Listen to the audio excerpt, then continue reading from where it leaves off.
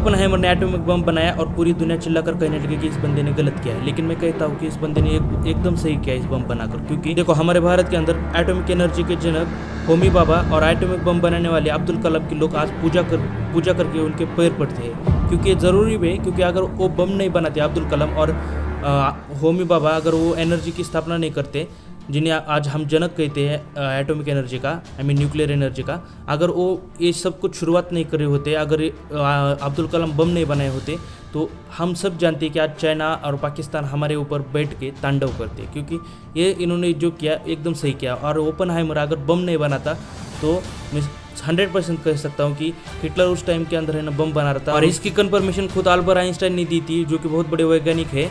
और उन्होंने लेटर लिख के अमेरिका के प्रेसिडेंट को कहा था कि हिटलर बम बनाना शुरू हुआ है, और अगर वो बम बनाने में सक्सेस हो जाता है तो पूरे दुनिया के अंदर एक तांडव मचा देगा ये बंदा। क्योंकि इसने बहुत सारे लोगों की जान भी ले ली है। और आप सभी तो जानते हैं हिटलर ने कितने करोड़ लोगों की जान भी ली है। अगर जानते नहीं तो मैं आपको वीडियो में आगे बता दूंगा। और उन्होंने कहा था कि अमेरिका के प्रेसिडेंट को आप बम बनाना शुरू कर दीजिए, और तब अमेरिका इस रेस के अंदर उतर गया। अगर अमेरिका ने बम नहीं बनाया तो हम सभी जानते हैं ये क्या होता। और अमेरिका ने बम तो हिटलर के लिए बनाया था, लेकिन बाद में वो जाके जापान में फटा। वो क्यों फटा वो भी आपको मैं बता दूंगा, लेकिन इसका रीज़न काफ़ी इंटरेस्टिंग है। तो ओपेनहाइमर का जो जन्म है ना, वो 1904 में न्यूयॉर्क सिटी के अंदर होता है।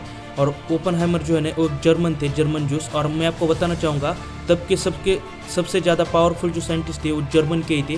चाहे वो अल्बर्ट आइंस्टाइन लीजिए या फिर ये आप ओपेनहाइमर को लीजिए, और ऐसे बहुत सारे साइंटिस्ट हैं। मैं आगे आपको इनके बारे में बताऊँ। तो ओपेनहाइमर ने हार्वर्ड यूनिवर्सिटी से अपनी पढ़ाई कंप्लीट की थी, और उन्होंने अपनी पढ़ाई केमिस्ट्री के अंदर कंप्लीट की थी। और बाद में उन्हें जब फिजिक्स से ज़्यादा लगाव हो जाता है, तब वो जाते हैं जे थॉमसन के पास। जे थॉमसन वही रिसर्चर है, साइंटिस्ट है, जिन्होंने की इलेक्ट्रॉन की खोज की थी इस साइंस के अंदर। और बाद में वो और ज़्यादा फिजिक्स के अंदर समझने के लिए वो जाते हैं जर्मन। और जर्मनी उस टाइम के अंदर काफ़ी अग्रेसर था, क्योंकि जर्मनी के अंदर फिजिक्स के बारे में काफ़ी नॉलेज था और सबसे आगे था उस टाइम के अंदर। वो जाते हैं पढ़ाई करने के लिए जोटेंजिया यूनिवर्सिटी। और जोटेंजिया यूनिवर्सिटी है ना, वो टॉप की यूनिवर्सिटी थी जर्मनी के अंदर, और वर्ल्ड के अंदर भी उस टाइम के अंदर है ना, वो टॉप की यूनिवर्सिटी बनी रही थी। और उसके यूनिवर्सिटी के जो है ना, वो डायरेक्टर थे मैक्स बर्न में काफ़ी बहुत बड़े साइंटिस्ट थे जर्मन के, और इस पूरे वर्ल्ड के भी उन्होंने काफ़ी बहुत बड़ी खोजें की थी। ये एक लिस्ट है 50 साइंटिस्ट के ऑलमोस्ट, जर्मनी के जो टॉप के साइंटिस्ट थे। और अब मैं आपको इसकी लिंक डिस्क्रिप्शन में दे दूंगा, आप चाहे तो इनके बारे में बाद में जाके पढ़ भी सकते हैं। तो ये बहुत बड़े साइंटिस्ट थे और उन्होंने जर्मनी के लिए बहुत कुछ किया था। और मान के चलिए, अगर ये ओपेनहाइमर जर्मनी के अमेरिका के अलावा जर्मनी के अंदर बम बना के जर्मनी को दे देते, जो कि प्रॉपर जर्मन थे, अपने देश के लिए वो दे देते, तो आप खुद इमेजिन कीजिए कि वर्ल्ड के अंदर क्या होता। अगर अमेरिका तो बस दूसरे के साइंटिस्ट लेके आगे बढ़ता है, और उसने पहले से यही किया है, जैसे कि अभी भारत के साइंटिस्ट लेके आगे बढ़ रहा है, तो फिर उसने पहले से यही चीज़ की है। तो फिर वो खुद जर्मन होके भी ओपेनहाइमर, उन्होंने जानते हुए ये सब कुछ भी, वो बस लोगों के अच्छाई के लिए उन्होंने अमेरिका के बम बना के दिया था। क्योंकि हिटलर उस टाइम के अंदर हम सभी जानते हैं कि बहुत बुरा। और अल्बर्ट आइंस्टाइन ने भी अमेरिका को ही मदद दी वो बम बनाने के लिए, क्योंकि वो भी जानते हैं कि हिटलर का भी गलत कर रहा था वो लोगों के साथ। और अगर वो बम बनाता तो लोग और ज़्यादा नुकसान हो जाता लोगों का। जैसे अपनी जर्मनी के अंदर फिजिक्स की पढ़ाई कंप्लीट करके वापस अमेरिका चले जाते हैं, तो अमेरिका जाने के बाद उन्हें है ना कैलिफोर्निया यूनिवर्सिटी और बेरिकली यूनिवर्सिटी के अंदर से ऑफ़र मिलता है कि वो आके हमारे स्टूडेंट को आके कुछ पढ़ाए। तो फिर है ना, वो दोनों को एक्सेप्ट करते हैं, दोनों ऑफर्स को, और वो जाके दोनों यूनिवर्सिटी के अंदर बच्चों को पढ़ाते हैं वहाँ पर। और वो ना ओपेनहाइमर 1930 और 31 के अंदर है ना, वो जागरूक राजनेता थे। उन्होंने बहुत सारे लोगों को उस टाइम के अंदर जागरूक किया था। फिर जर्मनी के अंदर हिटलर आता है 1933 के अंदर सत्ता में, और वो 2-4 साल तक अपने देश को इतना स्ट्रांग बनाता है इकोनॉमिकली, युद्ध के हिसाब से और सैन्य मदद के हिसाब से। और वो बहुत सारा अपने देश को स्ट्रांग बनाने के बाद ना, वो करता है द्वितीय विश्व युद्ध शुरू, यानी कि उसने सेकंड वर्ल्ड वॉर उसने शुरू कर दिया था। तो फिर है ना, अमेरिका उस युद्ध के अंदर उतरना नहीं चाहता था। ऑब्वियसली सी बात थी कि वो अपने आप को अमेरिका कमज़ोर नहीं करना चाहता था, और अपने आप को पावरफुल बनाने के लिए वो इस युद्ध से काफ़ी दूर रहते हुए देख रहा था। अमेरिका अपने आप को खुद को पावरफुल बनाने के लिए सोच ही रहा होता है। तब आता है अल्बर्ट आइंस्टाइन का लेटर। वो अपने लेटर के अंदर लिखते हैं कि अमेरिका देखो, जर्मनी का हिटलर जो है ना, वो तानाशाह हिटलर अपने खुद के देश को बचाने के लिए और पावरफुल बनाने के लिए एटॉमिक एनर्जी और एटॉमिक बम बनाने के लिए ट्राई कर रहा है। अगर वो सक्सेस हो जाता है तो वो दुनिया के अंदर काफ़ी तांडव मचा देगा। तो इससे बेटर है कि आप भी इस रेस के अंदर कूद जाइए और अपने आप को न्यूक्लियर एटॉमिक पावरफुल बनाने के लिए देखिए और एक एटॉमिक बम बना दीजिए। तो इसीलिए अल्बर्ट आइंस्टाइन ने लेटर लिखा था और तभी अमेरिका इस प्रोजेक्ट के ऊपर काम करना शुरू कर देता है। उस प्रोजेक्ट का नाम होता है मनहट्टन। प्रोजेक्ट का नाम था मनहट्टन प्रोजेक्ट जो है ना, इतना सीक्रेट था कि वर्ल्ड के अंदर है ना इस प्रोजेक्ट के बारे में किसी को पता नहीं था।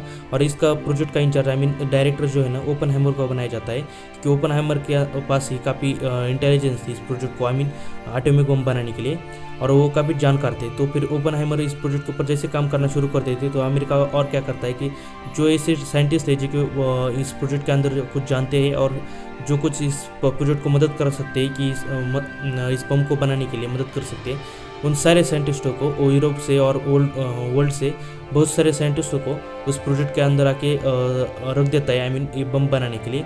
और बस लगभग 2-3 सालों के अंदर ही अमेरिका इस बम को बना के कंप्लीट कर देता है।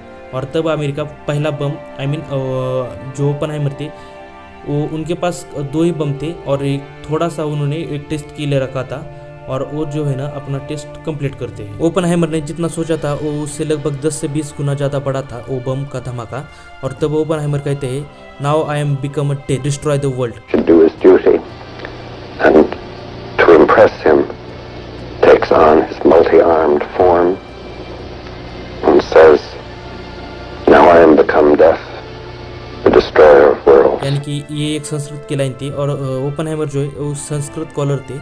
उन्होंने संस्कृत की भी पढ़ाई कर रखी थी और उन्होंने भगवद गीता भी पढ़ी थी। और उन्होंने जो छोटा सा टेस्ट किया था उसकी डेट थी 16 जुलाई 1945, और वो जो लोकेशन था वो न्यू मैक्सिको के थोड़ी सी पास में था। उसका एग्जैक्ट लोकेशन है अल्मोगोरार्डो, ऐसा कुछ था, आप पढ़ लीजिए, काफ़ी डिफिकल्ट है। देखो, अमेरिका को बम बनाना क्यों ज़रूरत था आप इस बात से समझिए, क्योंकि तब के जो है ना बहुत सारे साइंटिस्ट, मैंने आप पहले ही कहा था कि जर्मन थे, वो काफ़ी पावरफुल साइंटिस्ट थे।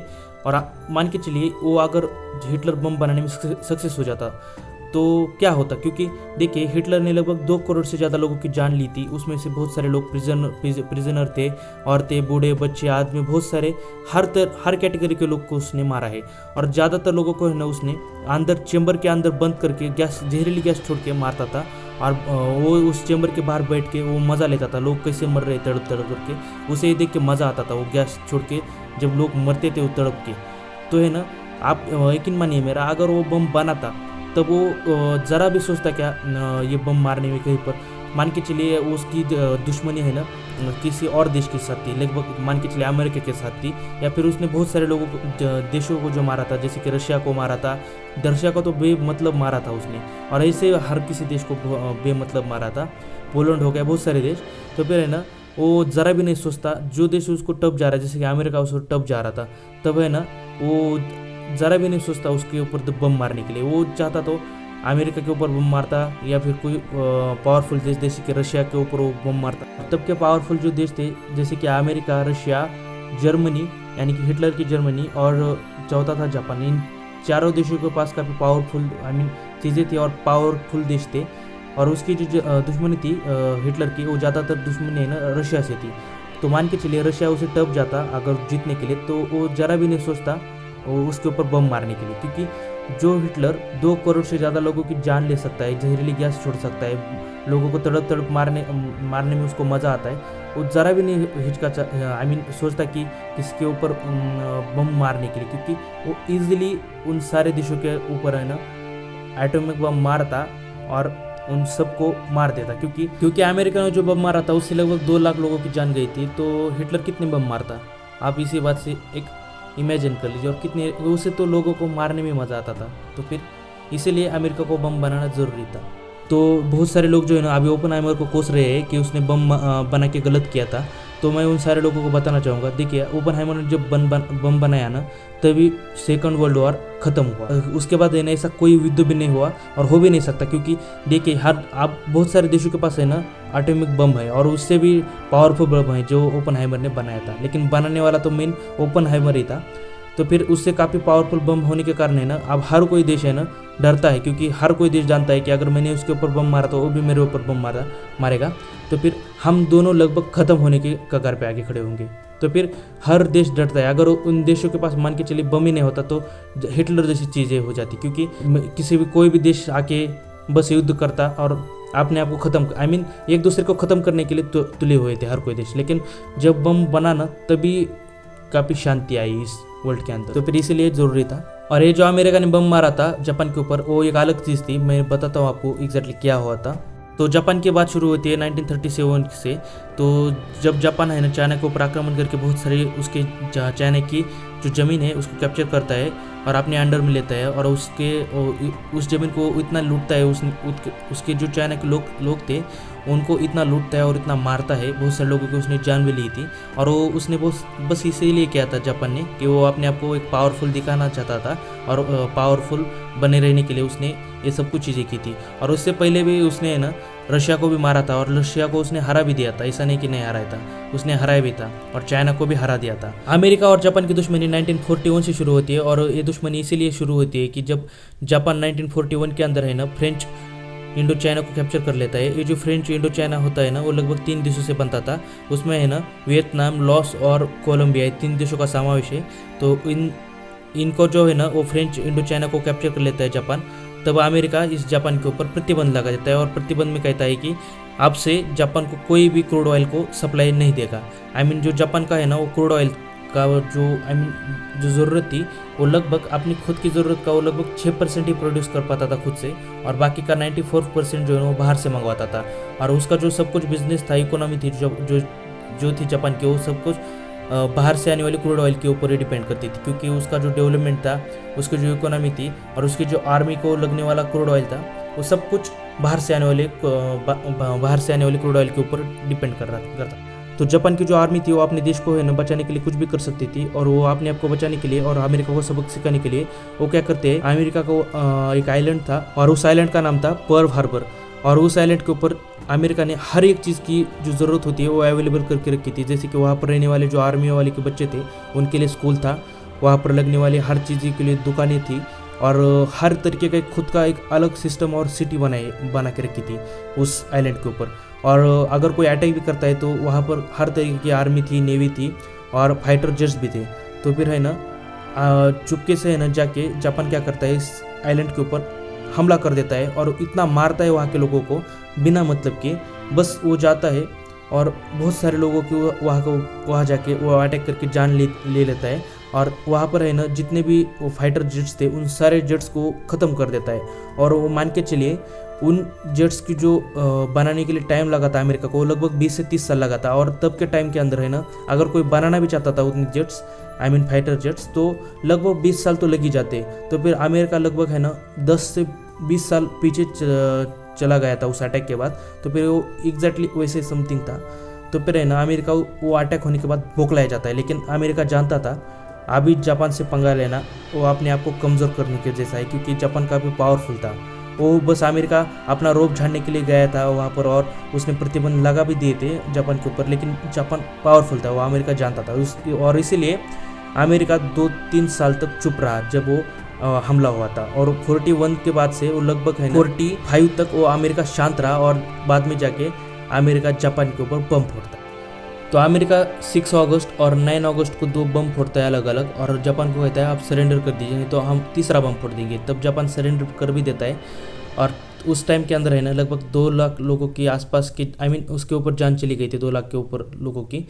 और तब है ना वहाँ के जो मीडिया पत्रकार थे, तो एक बार है ना आइंस्टाइन का इंटरव्यू ले रहे थे जापान के पत्रकार। तब जापान के पत्रकार ने आइंस्टाइन से पूछा, अल्बर्ट आइंस्टाइन से, कि आपने अमेरिका को मदद बम बनाने के लिए मदद क्यों की। तब अल्बर्ट आइंस्टाइन ने खुद कहा था कि अगर मुझे पता होता कि हिटलर है ना बम बनाने के लिए फेल हो जाता, तो फिर मैं है ना अमेरिका को लेटर लिख के नहीं कहता कि आप बम बनाओ, क्योंकि हिटलर बम बना रहा था। तो इसलिए मैंने ना उन्हें कहा। अगर इस वीडियो के अंदर कुछ अच्छा लगा हो, कुछ सीखने को मिला हो, तो लाइक कीजिए, सब्सक्राइब कीजिए, और मिलते हैं बहुत जल्द नेक्स्ट वीडियो के अंदर।